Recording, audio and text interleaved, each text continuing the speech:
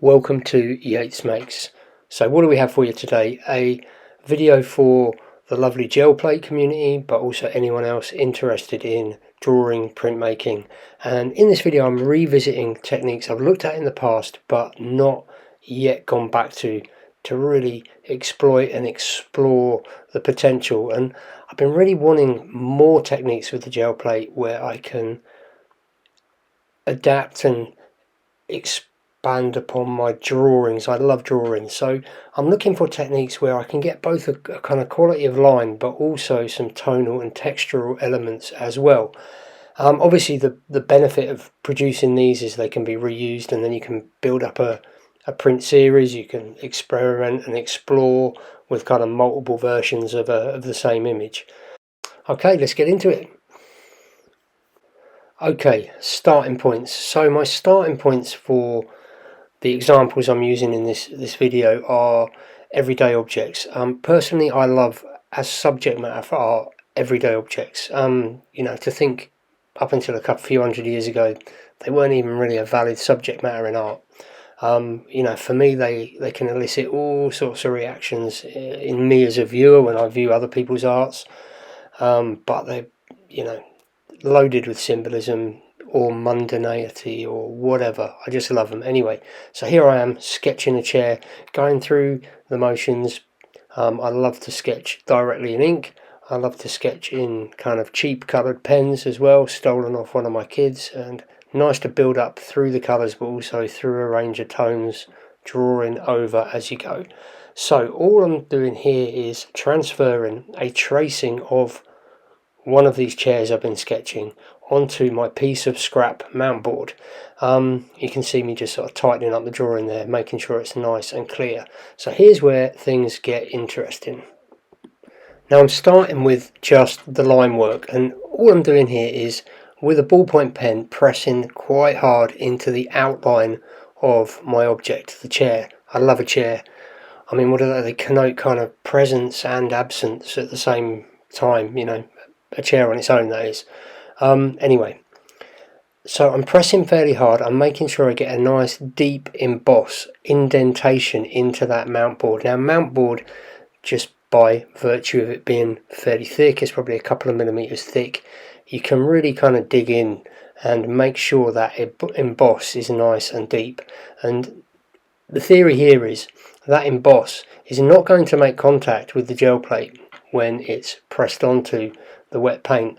The undisturbed mountboard is going to lift paint and therefore lift it and leave a kind of impression of your image. So you can, of course, spread your paint out onto your gel plate, nice thin even layer at this point, and transfer and get a perfectly kind of decent line drawing transfer of your image as I'm just demonstrating there. You could even go a step further and take your tracing, apply some charcoal to the reverse side of it,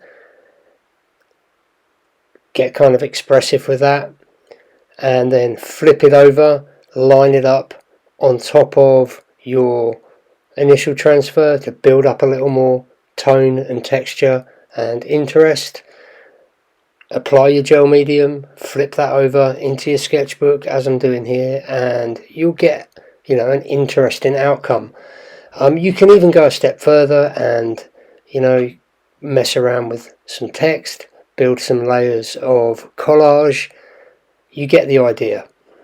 But this wasn't really feeling like new territory for me, and it wasn't, I wasn't getting that full range of depth and form and tone and textural range that I was after on the kind of main subject matter. So onto the kind of main course, the main technique, if you like, for this video. So we now know we can fairly simply transfer a simple contour drawing, but my main objective is trying to create some tonal value into my drawing as well. So my thinking was, what if I dig in a little bit to the kind of pulp inside this mountboard at different depths? So I'm going to try for quite a dark edge. So the more I dig in, to this dark edge along the seat part of the chair, the less paint it's going to disturb. It might still make some contact and give me a little texture, but I'm hoping that it's going to be quite dark. It's going to leave the paint on the surface of the gel plate quite undisturbed. So here I am with this part, digging in carefully. I've kind of scored around that shape first, and now just using the blade to just gently kind of mine in there and dig it out. So the seat part, I'm pressing a little lighter there. That's not such a heavy score with the blade or the tip of the blade. So I'm just trying to peel up very gently a tiny bit of that, hoping that it lifts a bit of the paint but gives me a far more broken and lighter tone. So you can see there, I think, so I've got my lamp angled, hopefully you can see that the section along the side of the seat is significantly more dug out, it's deeper. So again, I'm digging in next to the front edge here, hoping that I get a little blend. And where you kind of peel and rip, you're going to get different tones and hopefully some blends. That was the thinking anyway. Okay, so you get the idea. That's the theory explained. Digging in at different depths, hoping that this is going to give me a range of tonal values. So I'll speed it along a bit now so you can see where I get up to.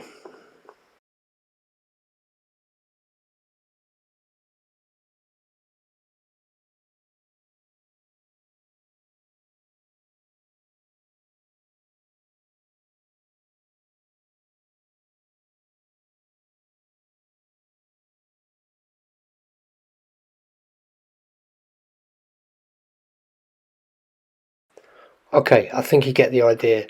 Digging in at different depths, keeping some of that initial embossed line work present as well.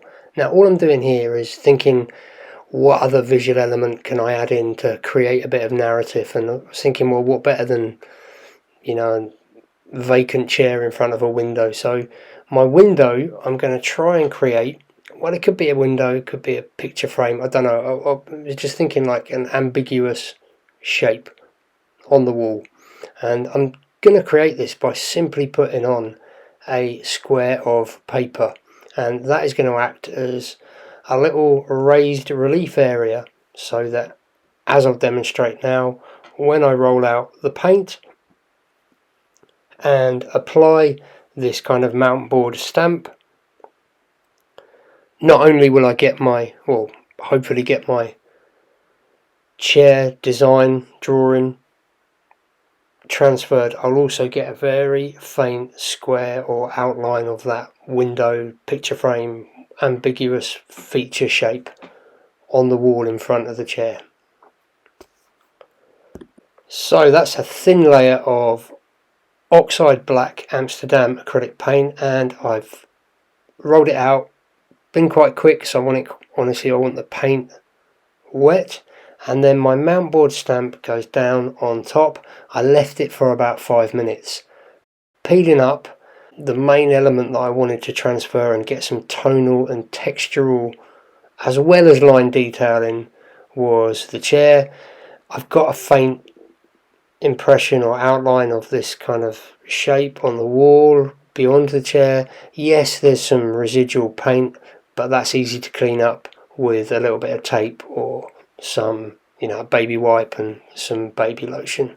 So now to transfer the image to see how it looks properly, and all I'm using for this is gel medium. Okay, I've flipped the gel plate onto the paper. That's just purely so I can position it in the right part of the paper, trying to keep it fairly central, and then again flipped it back to get some pressure on the back. This is pretty heavy printmaking paper. This is Snowden paper, which I think is somewhere around 250 to 300 grams per square meter. It's pretty heavy paper. So there you go, peeling up, and you can see that I've got a good range of textures. I like some of that residual kind of broken texture, the random sort of spontaneous stuff on the plate, but mainly I've got those visual elements that I've kind of taken care with, transferred. Okay, so very quickly I thought, there's no point really in doing this unless you can reuse the mount board and reuse the stamp a fair few times to get multiple copies of your image, so that you can experiment and play and do a little print run. So the first thing I did was just repeat the process, and again, a thin layer of black Amsterdam acrylic, mount board stamp goes down, I put a little pressure on the back, made sure it was making good contact. Didn't overdo the pressure, because obviously then I might lose some of that subtlety in the tonal range, textures. But the important detail was that it does repeat. You can use this at least twice. So one of the concerns I had was that the little mount board stamp would kind of deteriorate fairly quickly, that some of these different depths I've carved would get clogged up, and the transfer would get more and more unclear. And actually this one's been used about 6 or 7 times now, and yes, it's changing, but I wouldn't necessarily say it's deteriorating. And I think I could actually continue to work into areas of this, redefine areas, maybe by embossing again or just digging in a little more.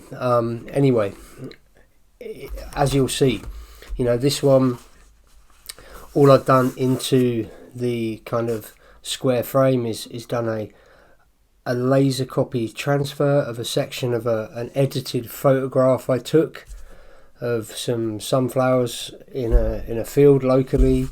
This one, again, some more sunflowers. This was actually a collaged print of a drawing. So I'd scanned the drawing, and in fact it was a digital drawing that I'd done on the iPad, and just printed it out onto tissue paper using my inkjet printer, just collaged that in.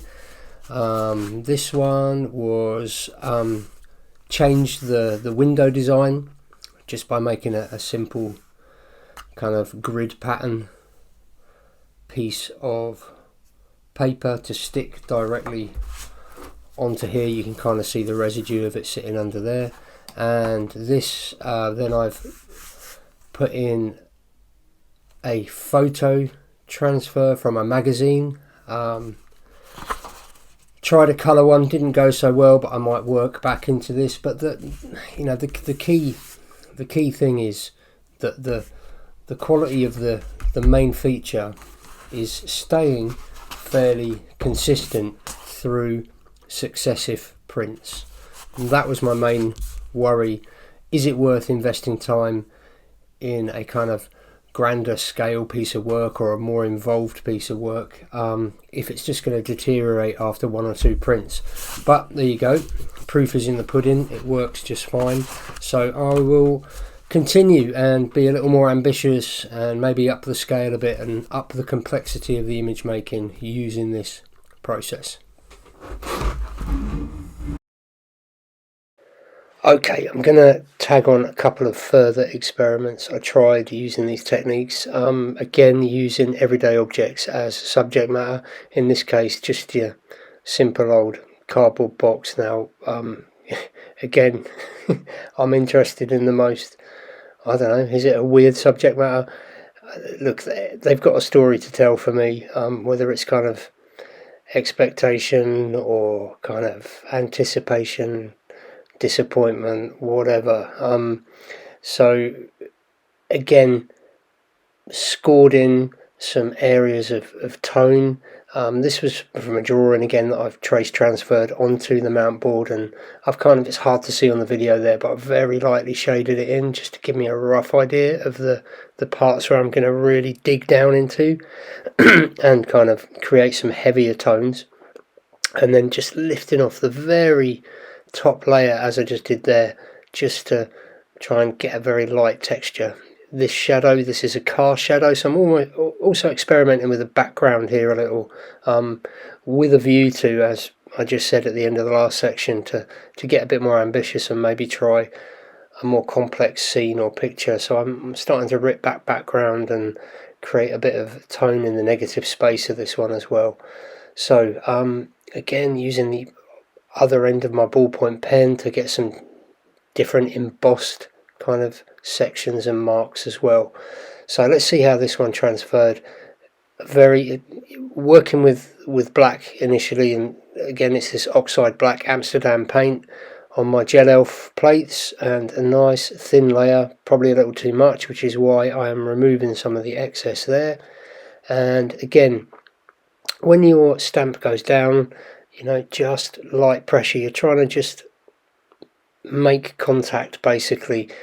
You know, if you press too hard, there's a risk you're going to kind of lose some of that subtlety and the blends that you might otherwise have with a little lighter pressure. Now this one, as it was the first transfer, and that paper is nice and raw and will soak up the paint really quick, I didn't wait so long for it to dry, just a minute or so, carefully peeling up, and you can see decent range of tones and textures, and also some of that nice background tone and a cast shadow.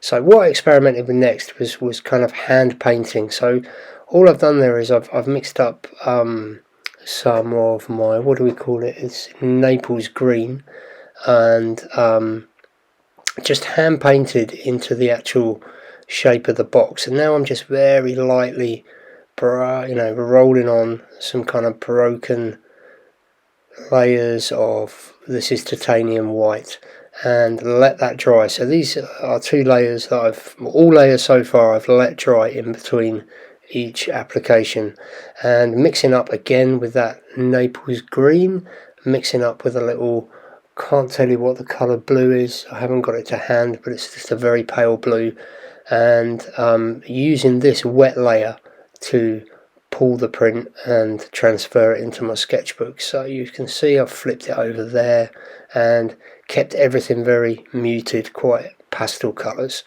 This I did leave to dry for quite a long time. You know, that wet layer, I left it at least 10 minutes. It's got quite a lot to peel off. So there you go, waited my 10 minutes or so, and you know, pleased with that. I kind of like the possibilities, the potential here of putting up a more involved scene. Went on to, got quite into the cardboard boxes, so did another couple, and thought I'd try this sort of more graphic application of it, where I've really separated the subject matter from the background, so they're just floating on a nice clean space. Okay, that's about it from me. I'll leave you with some stills of other ones I tried whilst experimenting. If you enjoyed the video, consider subscribing so you get your notifications when I upload some more content. If you enjoyed it, like the video, share the video, and please feel free to ask questions, comment in the section below. And there you go, even managed to do some fries, grey old fries. So taste the rainbow, take it easy, ta-ta.